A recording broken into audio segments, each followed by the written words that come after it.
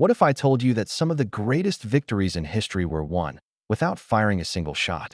That armies could exist only in shadow, sound, and illusion phantoms crafted by artists, engineers, and sound designers. Yet their actions saved thousands of lives. In the summer of 1944, the war in Europe had become a grinding contest of endurance.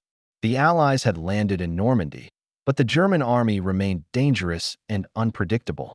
Each step forward came at the price of blood. Soldiers lived under constant strain, never sure if they would see another dawn. It was in this climate of exhaustion and fear that strange rumors began to circulate. Men in muddy foxholes spoke of a unit that did not exist on paper. Around campfires, in hushed tones, they whispered about a phantom division. Some said it was a formation of shadows, an army that appeared where no men were. Others believed it was an experiment, something secret, born not from weapons, but from deception. The stories spread quickly, passed from one group of soldiers to the next. No one knew where the tale had started, yet it was repeated with quiet certainty. The battlefield gave fertile ground for such ideas. The line between truth and rumor was always blurred. A sound in the night could be a German patrol or just the wind. A shape in the mist might be a tank or only a tree. Soldiers already lived with the paranoia of unseen threats, and the thought of an invisible army added a new layer of unease. Some dismissed the talk as superstition, no different from trench rumors in the previous war. Others felt a deeper chill, as though these whispers carried weight. The truth, hidden behind locked doors in military offices, was that Allied command had approved experimental methods to confuse the enemy. Conventional strategies were not enough. The Germans were skilled at reading movements, anticipating assaults, and reacting with deadly precision. To win, the Allies needed more than strength. They needed deception. Yet none of this could be spoken aloud. Secrecy was the first rule. Even those selected to participate were told little. On night marches, the rumors grew darker. Some soldiers swore they had seen columns of tanks that vanished by morning. Others claimed to hear convoys rumbling through the night, though no units were ever found. The sounds of engines and boots seemed to come from nowhere, as if the battlefield itself had begun to play tricks. The war was already full of ghosts, fallen comrades, burned villages, silent ruins. The thought of a ghost army did not feel far from possible. By autumn, the whispers had hardened into belief. Men spoke of the unit that wasn't there. They said it was made of actors, magicians, and tricksters. They laughed when they said it, but the laughter sounded nervous, hollow. There was no proof, yet the rumor refused to die. It lingered like smoke, clinging to every conversation, every pause in the fighting. Then, without warning, the first orders came. They were brief, typed in cold language. Certain men were to report to a designated camp. No explanations were given, no destination disclosed. Those who received the orders packed their gear in silence. There was no fanfare, no farewell. They left as quietly as the rumor had begun. The men who remained behind exchanged uneasy glances. Had the whispers been true all along? Had an army been created not to fight with rifles and artillery, but with illusions? The war was full of uncertainties, but this was something different, a step into the unknown. And that's when the soldiers discovered their mission wasn't to fight, but to haunt the enemy. The official name was the 23rd Headquarters Special Troops. It was created in 1944, quietly, without the attention given to combat divisions. On paper, it looked ordinary, a formation of just over 1,100 men. In truth, it was unlike any other unit the U.S. Army had ever assembled. The recruits did not come from the usual ranks. Many had never held a rifle before the war. They were painters, illustrators, stage designers, architects, and sound engineers. Some had studied in art schools in New York. Others had worked on theater sets or in design studios. They were young, creative, and unprepared for the brutal demands of the battlefield. Yet their names appeared on orders stamped classified. The call reached them in sterile offices, delivered in clipped military phrases. They were told they had been selected for a special assignment. No details were provided. The only certainty was secrecy. They reported to hidden camps, far from the front, where officers with unreadable faces waited. The men were issued uniforms, helmets, and rifles. For many, it was the first time they felt the weight of military gear pressing against their bodies. Brushes, pencils, and sketch pads had been replaced by steel and canvas. The change was jarring. Confusion spread quickly. Why had the army gathered men whose talents lay in drawing and music in dim-lit rooms, under the cold glow of single lamps? Officers explained in careful, measured tones. These men would not fight battles in the ordinary sense. They would create the illusion of armies. They would design false landscapes of war, inflatable tanks, staged camps, and recorded sounds that could trick German intelligence. Their role was not to kill, but to deceive. At first, the idea sounded absurd, even reckless. Soldiers trained to survive gunfire and artillery could not understand why the army would rely on rubber tanks and fake radio chatter. But the officers' instructions left no space for doubt. The Germans were skilled observers. They had survived years of war by anticipating Allied moves. To break their defenses, deception was as necessary as bullets. The artists-turned-soldiers listened in silence. The atmosphere was heavy, almost clinical. Orders were spoken like commands in a laboratory, precise, stripped of emotion. The men signed papers they were not allowed to read in full. They were warned that their work would remain hidden, known only to those inside the unit. Even after the war, they were told, secrecy would continue. Psychological unease took root. A stage designer who once painted backdrops for Broadway now faced the task of creating entire armies out of canvas and air. A sound engineer who once worked in theaters would soon manufacture the noise of tanks and convoys in the dead of night. The strangeness of it all felt unreal, as if they had stumbled into a play where the script was written in shadows.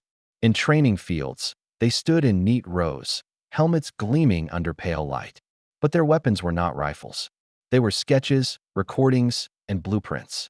The army had summoned them not for strength of arms, but for imagination.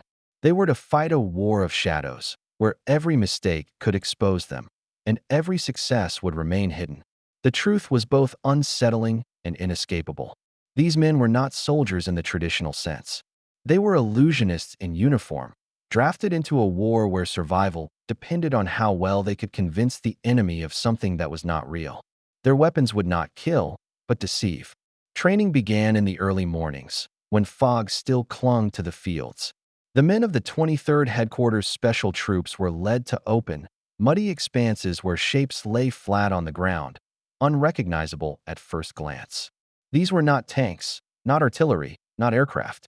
They were enormous rubber forms, deflated and lifeless, waiting to become something terrifying in the eyes of the enemy. The soldiers worked in teams, inflating these enormous figures with pumps, hoses, and air compressors. Slowly, the shapes began to swell. Sherman tanks, complete with painted treads and turret outlines, rose from the mud. Bombers stretched their wings in the mist. Artillery pieces loomed like grotesque monsters. From the distance of an aircraft, the illusion was complete. To the trained eye of German reconnaissance, these balloons could be entire divisions ready for battle. The atmosphere was surreal. Soldiers who had once sketched landscapes or built theater sets now knelt in mud, pumping air into rubber beasts. The sound of hissing air mixed with the cold drip of rain, creating a dissonant symphony. The fields seemed alive with giant, inflatable monsters, absurd in their fragility, yet commanding in their scale. The men could not help but notice the irony. Against the German war machine tanks, artillery, and trained soldiers, they were relying on balloons and canvas. Psychological strain set in quickly. Each soldier understood the stakes. A single bullet, a curious scout, a gust of wind could ruin the entire deception. One punctured tank could expose the charade, turning the carefully staged illusion into a death trap. The men worked with precision, but tension clung to every movement. Conversations were minimal, commands clipped. The absurdity of their task weighed heavily. Life depended on artifice, survival on belief, courage on pretending. As they moved the inflatables into position, the soldiers rehearsed formations. Tanks drove in columns that left no tire tracks. Planes rested on false runways, perfectly angled to be captured by aerial photographs. Artillery pieces were placed to suggest a front line where no soldiers were stationed. Every detail had to be perfect, or the deception would fail. They learned to anticipate the enemy's gaze, imagining how each shape might appear from above. Some soldiers laughed nervously at the strangeness of it all. Others shivered in fear. They were artists turned puppeteers, manipulating the perception of a ruthless enemy. Each inflated form was both a tool and a reminder of their vulnerability. The machines of war they mimicked could destroy entire battalions. Their replicas could not even withstand a puncture. By the end of the first week, the field was filled with towering rubber giants. They stood motionless, eerily convincing. The soldiers stepped back and watched, the mist curling around the inflatable outlines, giving them an almost supernatural presence. They had created an army without men, a battlefield populated with shadows of steel. Yet, as the sun sank behind the distant trees, a quiet dread settled over the men. They had built illusions capable of tricking enemy intelligence, but the real question remained, unspoken and unanswerable. But could toys stand against the German war machine as the sun set over the misted fields of northern France? The men of the 23rd Headquarters Special Troops prepared their most unusual weapon, sound. In long, narrow clearings, powerful speakers were positioned on wheels and wooden platforms. Cables snaked across the mud, connecting generators to recording machines. The soldiers who operated these devices were not trained for combat in the usual sense. They were sound engineers, musicians, and technicians, brought to war to create illusions that could travel for miles. The recordings they used were painstakingly crafted. Tank engines, artillery barges, marching troops, and convoy noises were layered together. Engineers learned to blend them in ways that made a single speaker sound like an entire division. The noise could fill forests, roll down valleys, and echo across empty fields. From a distance, the enemy could not distinguish these phantom forces from real ones. Nightfall amplified the effect. Fog rolled in low to the ground, swallowing the outlines of the speakers. Shadows shifted in the haze, and the mechanical roars seemed alive. Villages miles away reported hearing massive troop movements, though no troops were actually present. Soldiers huddled near the speakers, eyes scanning the darkness, aware that the sounds of war they produced could attract more than just imagination. A misstep, a crack in the speaker, or an unintended echo could draw German artillery or patrols to their location. The engineers worked silently, their faces pale in the dim light of portable lamps. Every movement was deliberate, every recording cued with precision. They had to imagine the enemy's perspective, to anticipate how far the sounds would carry and what they would suggest. Each blast of gunfire or rumble of engines reinforced the illusion of an army where none existed. The psychological weight was intense. These men understood that their success depended entirely on deception, that their lives and those of others could hinge on a trick of sound. Rain began to fall, thin and cold, hissing against the speakers. The engineers did not pause. Water distorted the noises, making the phantom tanks growl and roar in unexpected ways. In one section of the field, the sound seemed to split into two armies, advancing from different directions. The illusion was complete. Any observer from above or at a distance would believe an enormous Allied force was on the move. Hours passed. The fog thickened, blanketing the ground in ghostly gray. Soldiers listening nearby could hear the distant echoes of their own recordings, a strange sensation as though the field itself had become haunted. They were creating the sound of destruction without firing a single shot. Each reverberation carried the power to terrify, to mislead, to manipulate reality. By midnight, the engineers had exhausted themselves. Sweat and mud coated their uniforms, yet the illusion remained perfect. They stepped back to observe the empty field, now vibrating with phantom tanks, trucks, and artillery. Silence fell briefly between recordings, an unnatural quiet that made the night feel alive. The men knew that somewhere, enemy eyes and ears might be testing their perceptions. And then came the thought that haunted them most. The Germans were listening.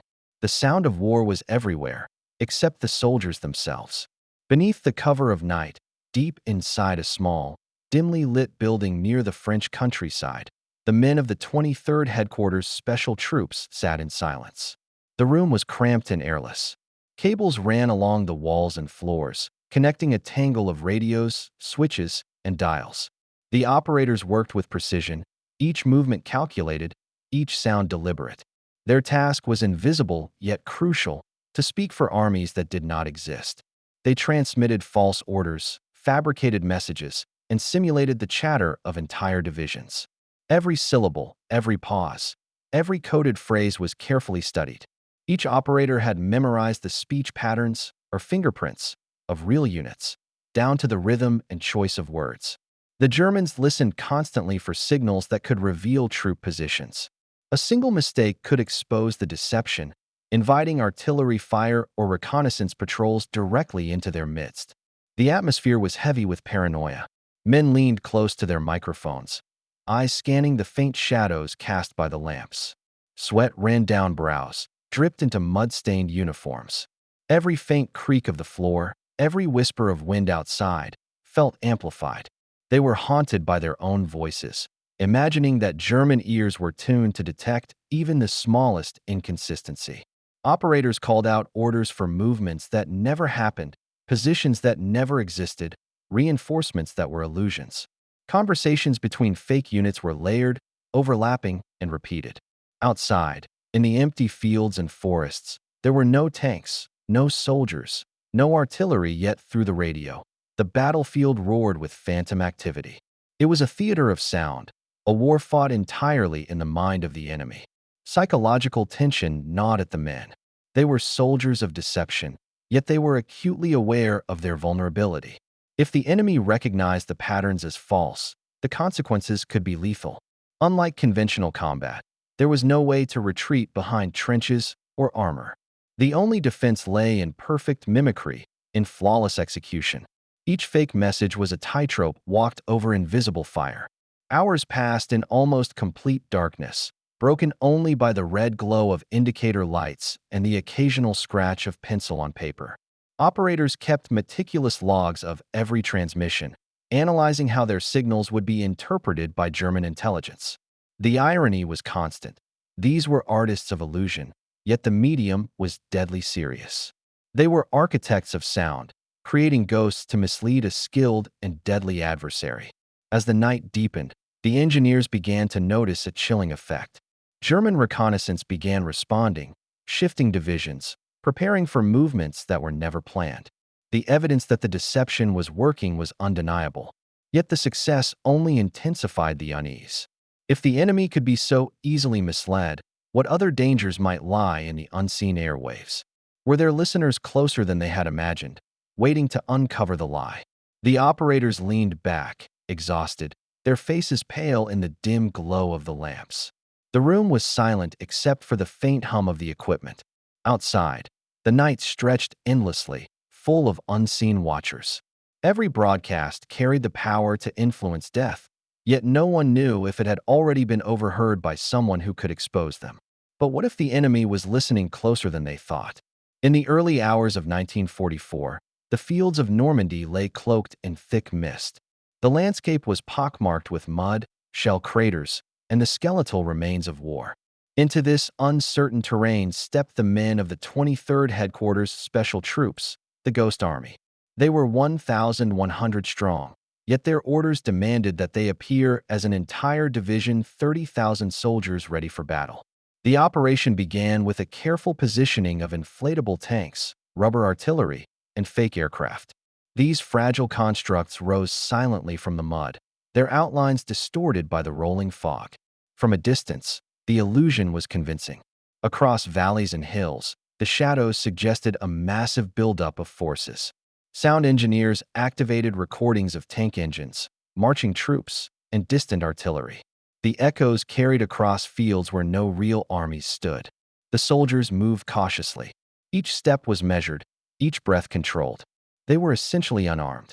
Rifles were issued, but mostly for show, and there were few provisions for defense.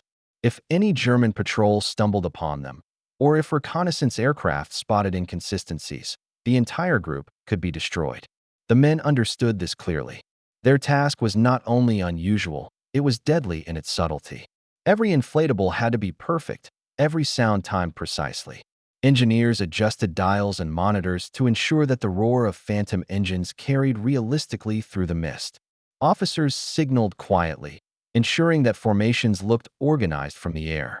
Each soldier knew that the illusion of thousands depended on their exact placement. The psychological weight was heavy. They were artists and performers now, their stage the battlefield, their props fragile, and their audience lethal. As the morning light struggled through the fog, the valley appeared alive. Tanks seemed to crawl forward, artillery creaked into position, and planes rested in formation. The distant hum of engines suggested movement where none existed. To an enemy observer, the landscape teemed with life. To the men on the ground, the reality was terrifying. Any misstep could shatter the deception and invite immediate destruction. The absurdity of their task created an undercurrent of unease. Soldiers who had once painted canvases or built stage sets now felt the full weight of war pressing on them. Each puffed-up rubber tank, each booming recording, was both an achievement and a potential death trap. Their creations had to survive scrutiny from trained eyes, and their nerves had to withstand the knowledge that exposure meant certain death. Throughout the day, the field remained tense and silent except for the engineered noises. Shadows moved in the mist, indistinct and fleeting. Every rustle of leaves, every shift in fog, set hearts racing. The soldiers scanned the horizon, aware that the enemy could be watching, listening, calculating. The line between illusion and reality blurred with each passing hour. And still, the operation proceeded flawlessly. Yet the men could not shake the dread that had settled over them like a second uniform. Every shadow, every rustle of the wind, felt like death approaching. The valley lay in an unnatural quiet. Mist curled over the fields, concealing the edges of rubber tanks and fake artillery. The men of the 23rd Headquarters Special Troops crouched in shallow foxholes, breath held, muscles taut. Across the hills, German scouts moved slowly, observing from a distance. Their binoculars swept the landscape, searching for evidence of the massive force they believed they were tracking. The Ghost Army had performed flawlessly. Inflatable tanks glistened under the weak sunlight, planes rested on dummy runways, and recordings of engines, marching soldiers, and distant artillery filled the air. The sound was convincing, the sight overwhelming. From afar, the illusion was complete. To the German eyes, columns of troops advanced as if reality itself had multiplied. Inside their hiding spots, the soldiers shivered. They knew the truth. They were a fraction of the size of what the enemy believed. If the scouts came closer, a flap of rubber or a misplaced reflection could betray them. Every second stretched into an eternity. They imagined the deadly efficiency of German machine guns and artillery. They had no real defenses. The slightest mistake would mean annihilation. The field felt alive with tension. Each rustle of leaves, each distant crow, made hearts race. The men were trained in deception, but they were still human. They had painted canvases and inflated rubber tanks, but now they faced the very real possibility of discovery. Their minds conjured every potential disaster, and the mist around them seemed to whisper possibilities of death. Meanwhile, the German scouts hesitated. They adjusted their binoculars, whispered to one another, and radioed reports back to their units. Yet they did not advance. The Phantom Army was too convincing. Engines seemed to rev, artillery seemed poised to fire, and radio chatter suggested an order of battle that was impossible to confirm. Each hesitation, each careful observation, was another moment that saved the lives of the Ghost Army soldiers. The psychological strain was intense. Time seemed to stop. Every sound became amplified. Every shadow became a potential threat. Soldiers flinched at the wind's movement across an inflatable tank, imagining it as a German soldier approaching too close. They were creators of illusion and prisoners of their own fear simultaneously. Minutes passed. Hours seemed to stretch longer. The scouts' decision to halt created a fragile calm. The Ghost Army remained still, unmoving, frozen in position as if the world itself had paused. But the threat never left. One false move, one flapped canvas, one mismanaged sound could shatter the illusion and bring death in its wake. Eventually, the scouts retreated, melting back into the trees. Relief washed over the soldiers, but it was tentative, fragile. Their nerves were frayed, their minds alert to every whisper in the mist. The enemy had gone for now, yet the uncertainty remained. Had the scouts truly believed the sight of phantom tanks and the roar of ghost engines? Or would they return with reinforcements, ready to expose the deception? One more step forward, and the illusion would collapse. The men of the 23rd Headquarters Special Troops carried a burden that no ordinary soldier could understand. Their hands, once skilled at painting, sketching, or designing sets, now manipulated inflatable tanks and crafted illusions meant to fool the enemy. They were artists drafted into a war that demanded not only courage but the ability to live in lies. Each day stretched long and tense, their minds navigating a world of deception and shadow. In the camps, the atmosphere was strange and haunting. Laughter echoed from tents, hollow and brittle, masking fear that ran deeper than anyone would admit. Soldiers joked about their assignments, but even the jokes carried unease. Outside, some of their comrades mocked them openly, calling them cowards, theatricals, or men faking war. The artists-turned-soldiers felt the sting of derision, compounded by the knowledge that their actions were critical to survival on the front.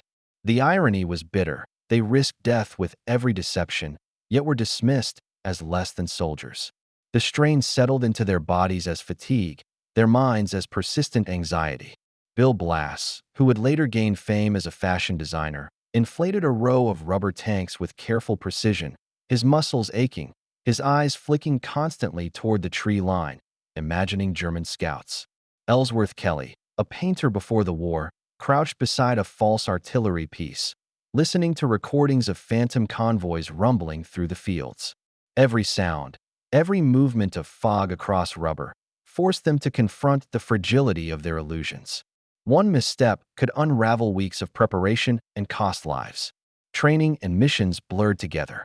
By day, they plotted fake troop movements and rehearsed noise patterns. By night, they lay awake imagining enemy reconnaissance overhead. The field became a stage, and the men its puppeteers, acting for an audience that could kill them with a single discovery. The absurdity of their position gnawed at them. They were fighting a war with shadows, illusions, and air, yet the consequences were terrifyingly real. As missions continued, the psychological weight grew. Soldiers whispered to one another, sharing fears that could never be voiced in public. They joked about tanks that could be popped by a single bullet, about artillery that could not fire. Yet each laugh carried the undercurrent of dread. The very nature of their work, creating phantoms, leading enemies to false conclusions, blurred the line between reality and performance. Fear was constant, a companion that clung to them through every foggy morning and moonless night. Isolation added to the tension. These men were rarely allowed to speak freely about their assignments. Even within the unit, conversations were measured, deliberate. Knowledge of the mission could not leak. The mental strain of carrying secrets, of living a war that others could not understand, pressed on them like a shadow. Some found themselves replaying failures in their minds, imagining how quickly German forces could detect a flaw and end the charade with fire and death. And yet, they continued. Every inflated tank, every broadcast of phantom engines, every meticulously positioned rubber artillery piece was a testament to their endurance. But the dread never lifted. Their hearts beat faster at every sound, every movement in the mist. But the fear was real, and so was the enemy closing in. The fields of northern France were silent under a heavy night sky, yet the air was thick with the illusion of an army. Inflatable tanks lined the edges of muddy clearings, rubber artillery loomed like silent sentinels, and fake aircraft rested on painted runways. Overhead, speakers emitted the distant roar of engines, the cadence of marching troops, and the rattle of phantom gunfire. The Ghost Army had been deployed for a mission that required more imagination than courage, to convince the Germans that a massive invasion was underway where none existed. The operation was precise. Soldiers moved quietly among the inflatables, adjusting positions, checking recordings, and monitoring radios that crackled with false commands. Every detail mattered. A slight misalignment of a tank, a delayed sound, a misplaced radio signal could reveal the deception and risk the lives of real Allied soldiers preparing to attack elsewhere. The atmosphere was tense, claustrophobic, and unnatural. It was war conducted in shadows, using noise, light, and rubber to manipulate reality. The stakes were enormous. The Allies depended on this illusion to draw German forces away from the actual points of attack. If the Germans detected the ruse, entire divisions could be slaughtered in the first hours of the real invasion. Psychological strain weighed on the men of the Ghost Army. They had created thousands of phantom soldiers, yet they numbered only 1,100. Every inflated tank, every booming sound, every crackling radio was a thread in a delicate web holding the lives of thousands.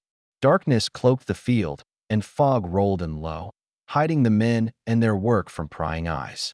Soldiers crouched near rubber artillery, listening intently to the recorded thrum of engines approaching from distant hills. The illusion was convincing. German reconnaissance planes passed overhead, likely recording images that would confirm the presence of a vast Allied force. In that moment, the Ghost Army's success was invisible but absolute. The enemy believed in something that did not exist. Inside command tents, officers monitored radio chatter and mapped out the deception.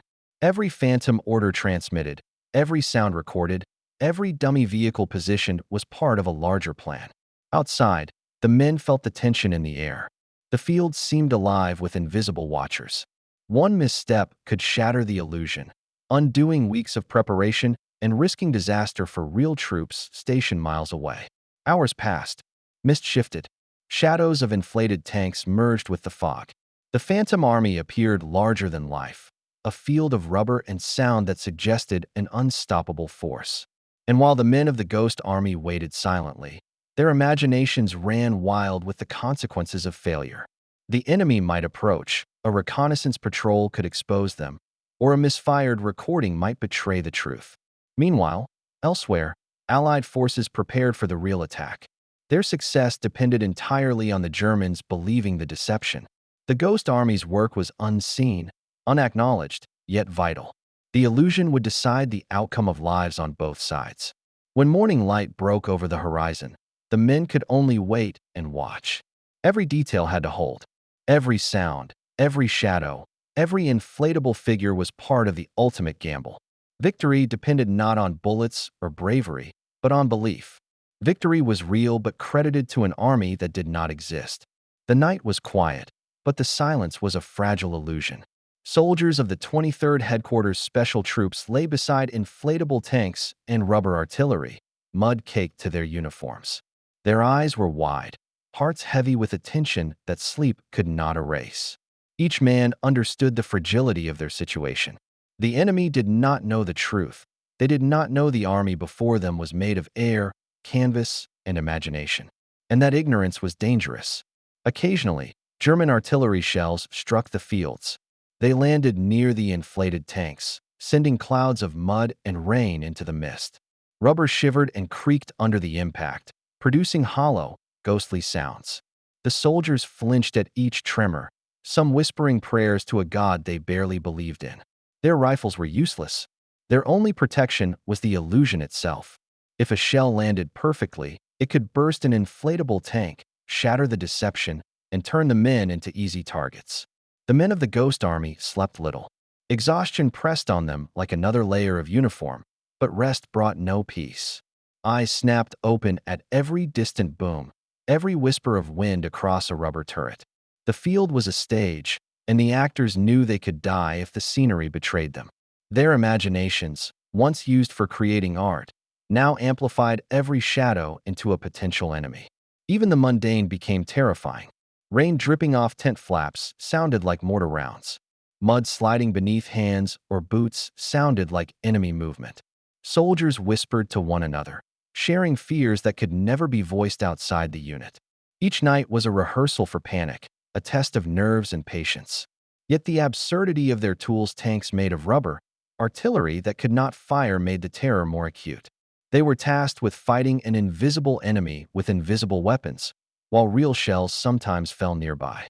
Officers moved quietly among the men, checking that every inflatable was correctly positioned, every sound recording cued for playback. Their faces were impassive, showing no sign of fear, yet the danger was evident to all. Every shell that struck the field was a reminder of how close the line between survival and death truly was. One misstep, one damaged illusion, and the entire operation could collapse. The soldiers whispered about what they had seen that day. Some had felt mud splatter across their faces from near misses. Others described the eerie vibration of the rubber as shells struck the ground. Fear mixed with awe, they had created a phantom army capable of deceiving the enemy, yet the cost of being exposed was immediate and deadly. The psychological tension was suffocating. They were playing war with toys, yet death was real, ever-present, and silent in the mist. Morning seemed impossibly distant. Sleep was shallow, filled with dreams of exploding shells, collapsing inflatables, and advancing enemy troops. Every twitch, every sound, every shadow might signal exposure. And then, as the first gray light of dawn threatened the horizon, the men awoke to a sound that froze their hearts, the groan of incoming shells. Every explosion threatened to reveal the truth. Weeks of constant deception began to leave a mark on the men of the 23rd Headquarters Special Troops. The work that required precision, imagination, and silence had begun to erode the boundary between reality and illusion. They moved through forests and fields where no enemy existed, yet every rustle of leaves, every snapping branch, became proof of German patrols. Shadows took on sinister shapes. Mist became walls hiding unseen troops. Paranoia spread as steadily as fog over the landscape. Secrecy forced them to live double lives. Soldiers could not speak of missions, could not describe the work that occupied every waking hour. They were isolated from regular units, their families, and even from their closest comrades. Conversations were limited to practical tasks, the language of survival, and coded commands. The rest was silence, leaving their minds free to fill the gaps with fear. Some men began to dream vividly. Inflated tanks rose and moved in nightmares. Rubber artillery fired invisible shells.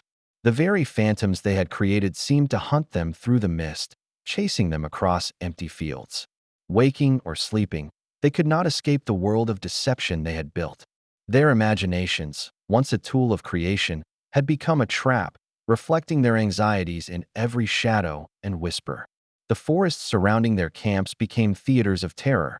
Soldiers swore that glimmers of movement between trees were enemy scouts.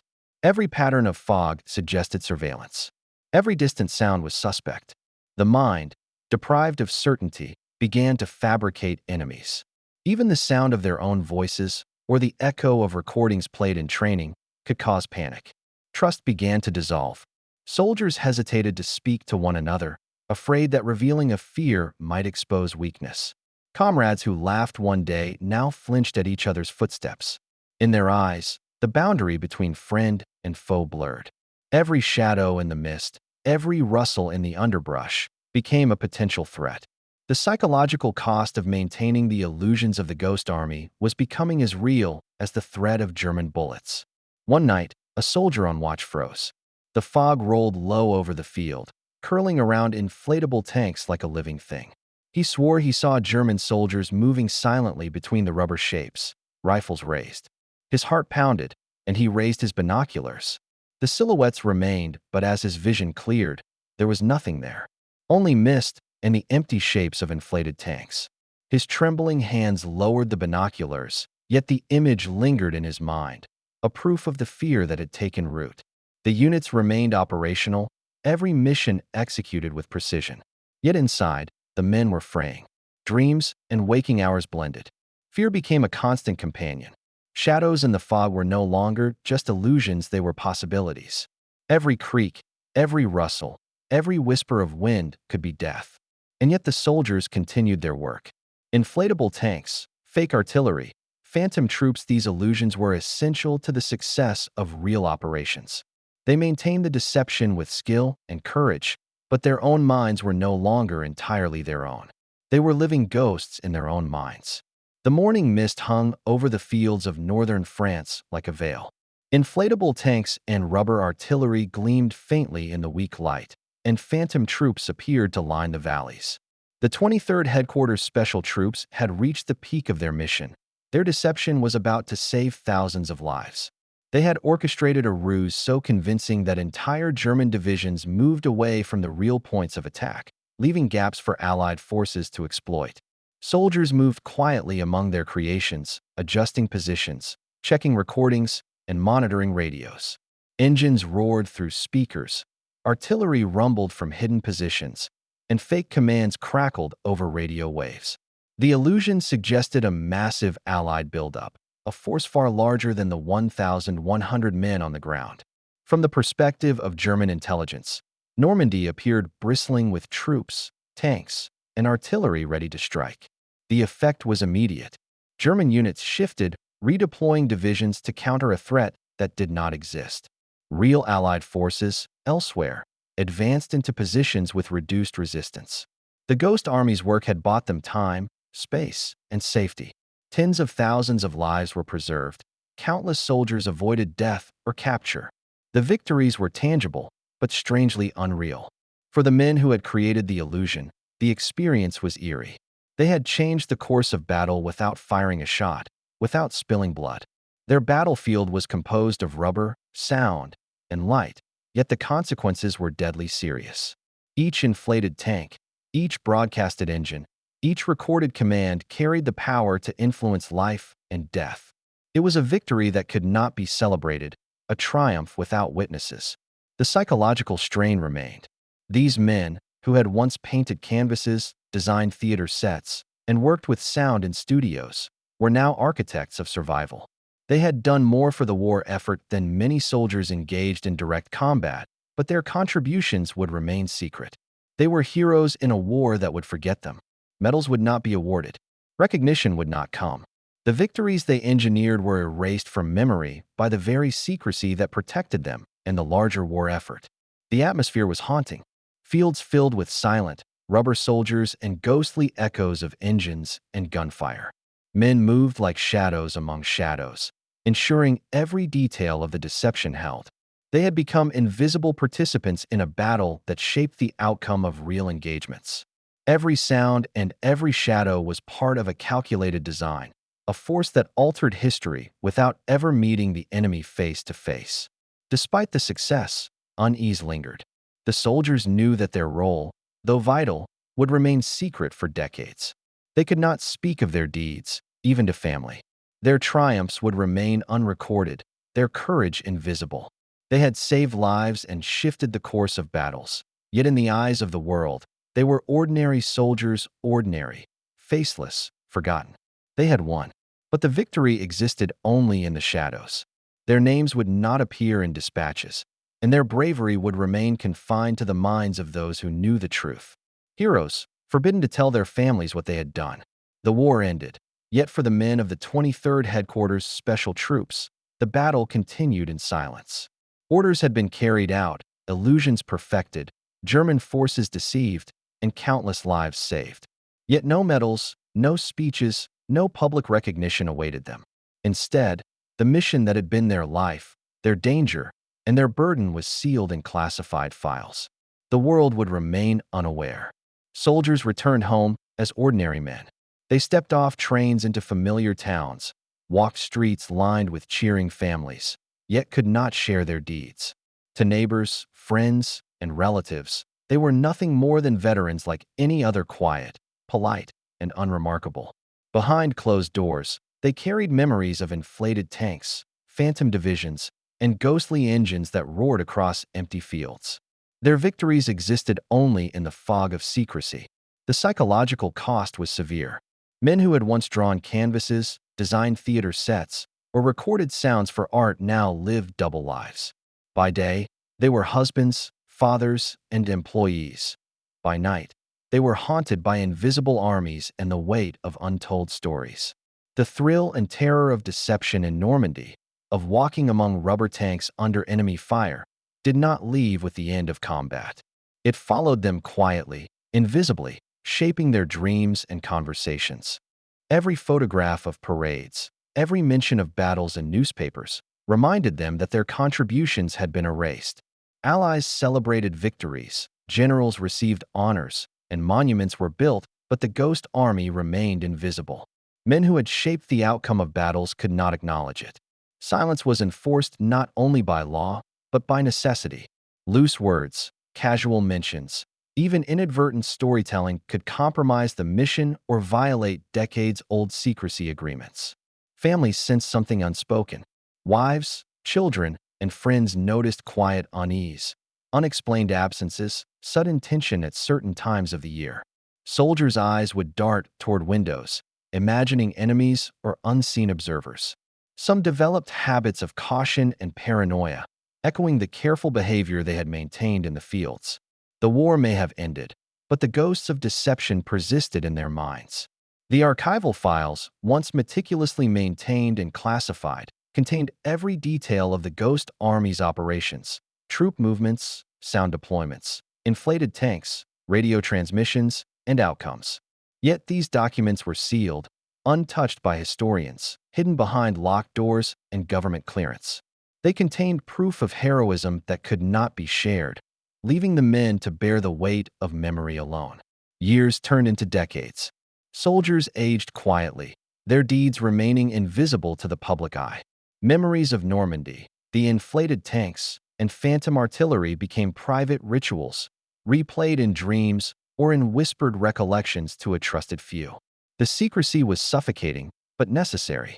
Disclosure could have undone the work of deception even decades later, revealing methods and tactics to anyone who might study them. And so, the truth lay dormant. The Phantom Army, their greatest victories, the lives saved through shadows and sound, all remained locked away, unread and unacknowledged.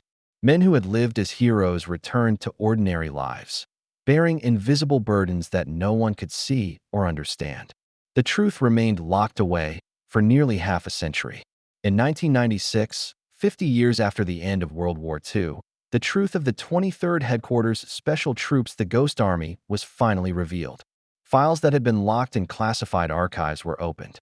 Details of phantom divisions, inflated tanks, rubber artillery, and sound deceptions were made public. The veterans, now old men, could at last see their work acknowledged, their contributions officially recognized by the U.S. government. For decades, these men had lived with their secret. Ordinary lives, ordinary jobs, ordinary communities, yet beneath the surface, they carried memories of battles no one could know had occurred. The declassification brought a mixture of relief and sorrow. Relief that their sacrifices were finally visible, sorrow that so many would never hear of it firsthand. Some veterans had already died, taking their stories with them. The knowledge that a part of history had vanished with them was a silent ache for those who remained. The atmosphere at gatherings of surviving veterans was haunting. Men who had once inflated rubber tanks or broadcast phantom radio commands now walked with canes or trembled with age. Their memories were as sharp as the day they had faced misted fields, fragile inflatables, and phantom armies. Conversations were filled with the ghosts of Normandy, the echo of engines over empty valleys, the hiss of inflatables in the fog, the fear of discovery under German observation. These memories returned vividly, uninvited, and unrelenting. Official ceremonies acknowledged their bravery. Medals were awarded, speeches delivered, and photographs taken. Yet, even in recognition, there was an uncanny strangeness. They were celebrated for victories that had never existed in the traditional sense. They had not fired a shot, yet had shaped the course of battle. They had saved lives without being seen. They had fought a war of shadows. The public could not fully grasp the strangeness of it, nor could they understand the quiet terror of creating illusions that could mean the difference between life and death. Many veterans, however, remained silent. Decades of secrecy had left habits of discretion deeply ingrained. Some never spoke of their experiences, not to family, not to historians, not even to friends. The psychological burden of holding untold histories had become part of their identity. Even with declassification, these stories remained locked in private minds, irretrievable. Each unspoken memory was a small, invisible grave of heroism. For the world, the Ghost Army was history strange, fascinating, and unusual. For those who had lived it, it was unfinished business. Memories returned not as triumphant recollections, but as vivid hauntings. The fear, the tension, the absurdity of fighting with inflatables and sound recordings all returned as if no time had passed. Men remembered the moments when one misplaced sound could have meant death, or when shadows seemed to hide enemy troops that did not exist. These recollections were theirs alone. As historians documented the unit, veterans watched quietly, some smiling faintly, some with tears they refused to shed. Recognition had arrived, yes, but too late for many. The stories of countless men who had shaped the course of war silently, invisibly, had already vanished. The world would learn the facts, the heroic methods, the tactical genius. But it would never fully understand the human cost, the psychological strain, the terror that had been lived in secret. For the world, it was history. For them, it was unfinished business. The war had ended decades ago, yet the fields of Europe still whispered of phantom divisions and ghostly tanks. The men of the 23rd Headquarters Special Troops, the Ghost Army, had long returned to ordinary lives. They walked streets lined with civilians, went to offices, married, and raised children. Yet beneath the veneer of normalcy, the echoes of their wartime deceptions remained alive in memory. Inflated tanks, rubber artillery, and phantom engines haunted their minds as vividly as the day they were deployed. Their work had been strange, surreal, and terrifying. They had fought without bullets, maneuvered armies of shadows, and built illusions that could determine life or death. Using art, sound, and ingenuity, they had altered the course of battles. German intelligence had been misled, entire divisions shifted, and Allied soldiers saved. Thousands survived because a small group of men understood how to manipulate perception, how to craft a reality that did not exist. Their greatest weapon was not firepower, it was imagination. The atmosphere of their operations had been haunting. Misted fields filled with rubber tanks, sound engineers broadcasting phantom engines, and radio operators fabricating commands all were tools of a theater that mimicked war. Soldiers lay in ditches beside inflatables, listening to the hum of fake artillery, knowing that discovery meant certain death. The line between reality and illusion blurred. Each deception was both a tactical success and a psychological burden, leaving them to wonder which was more dangerous, the enemy or the fear in their own minds. Even after the declassification in 1996, the Ghost Army's story remained partially hidden. Many veterans had taken their secrets to the grave. Those who lived to see recognition did so quietly, aware that the public could never fully grasp the magnitude of what had been accomplished. The achievements were invisible victories, victories without parades, medals, or glory. Yet the legacy endured in subtle, indelible ways. The lives saved, the battles diverted, and the demonstration that ingenuity could rival brute force. Reflecting on their contribution, it becomes clear that the Ghost Army redefined what it meant to fight. War had always been associated with destruction and firepower, but these men proved that deception, creativity, and discipline could accomplish what guns could not. They transformed fear and imagination into tools of survival.